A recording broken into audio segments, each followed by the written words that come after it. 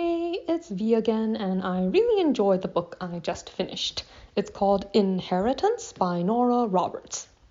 So this is technically a haunted house story, but like the fun kind of haunted house story as opposed to the scary kind. The main character, Sonia, is really surprised to discover that her father, who passed away some years ago, actually had a twin brother that he didn't know about, and that twin brother recently passed away and left Sonia almost everything he owned, including an old Victorian manor on the coast of Maine. Although there is a stipulation that Sonia has to live in this house for at least 3 years in order for the terms of the will to be fulfilled. Sonia is a graphic designer, and she recently had a really tumultuous breakup with her now ex-fiance, because she found him cheating on her. So she's more than ready for a change in her life, although she's a little wary about the idea of just moving and essentially leaving behind all the people and stuff that she knows. But she decides that she really wants to learn more about her father's family, and also to discover why exactly the twins were separated at birth in the first place. So when she arrives at the house, she soon discovers that it is in fact haunted. The kind of haunting where, for instance, there's the music on her iPad will turn on at unexpected times and play songs that she didn't choose.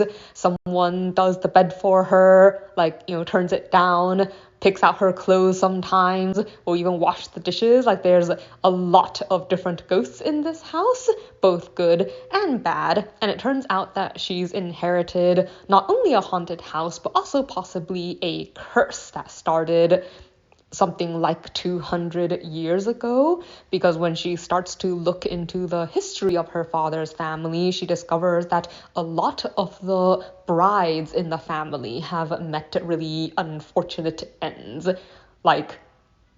being murdered or being in an accident, all dying shortly before or after their wedding day.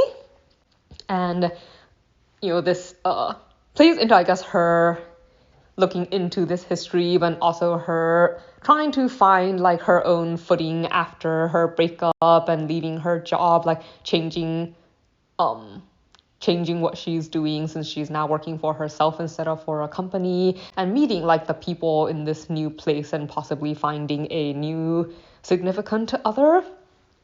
I liked quite a lot of things about this story. I had a lot of characters that were all very likable with a great deal of dialogue. So you have Sonia herself, who's, I guess I would consider a very strong female character. I really admired that, when she could have, because her ex went out of his way to be really petty and try to get her in a lot of trouble by spreading bad stories about her and telling all these lies to her coworkers. But Sonia handled it in a really level-headed way. She didn't try to lash out at him or something, or get engaged in petty squabbles. She basically just tried to stick in there till it would blew over, and when it didn't, she left her job and went somewhere else.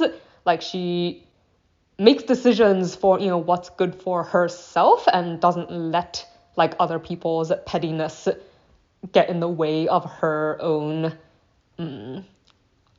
living life well, I guess. And that includes not being petty herself.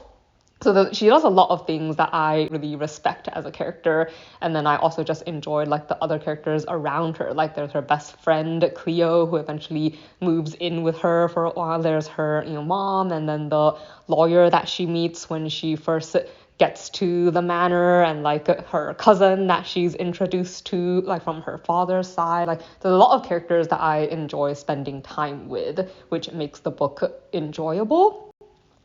So I guess there isn't really anything that I don't like. The one thing I would pick is that it does end on a cliffhanger. I am not a fan of cliffhangers, so if someone else was recommending this story to me, I would probably wait till the rest of the series was out before I started reading it.